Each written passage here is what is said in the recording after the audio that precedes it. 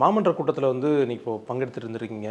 அதில் வந்து சாலையோர வியாபாரிகளினுடைய வாழ்வாதாரம் தொடர்பாக குறிப்பாக வந்து அவங்களுக்கு எப்படிப்பட்ட வசதிகள் வந்து மாநகராட்சி செய்து தரப்போகுது அப்படின்ற பற்றின டிபேட் வந்து போயிட்டுருக்கு அப்படின்னு கேள்விப்பட்டோம். என்ன மாதிரியான சூழ்நிலையில் இப்போ அது இருக்குது சார்? அதாவது இன்றைக்கு நடைபெற்ற மாமன்ற கூட்டத்தில் தீர்மானம் பொருள் எண் 52ல் ஒரு தீர்மானமாக கொண்டு வந்தாங்க. அதாவது சாலையோர வியாபாரிகள் கடைகளுக்கு வியாபாரத்துக்கான சான்றிதழ் வழங்குதல் மற்றும் அவர்களுக்கு மாதந்தோறும் வாடகை நிர்ணயம் செய்வது குறித்து ஒரு தீர்மானம் கொண்டு வரப்பட்டது.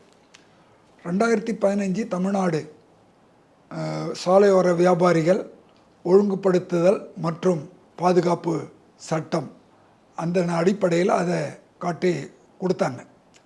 ஆனால் அதில் இருக்கிறத மாதிரியும் அவங்க செய்யலை.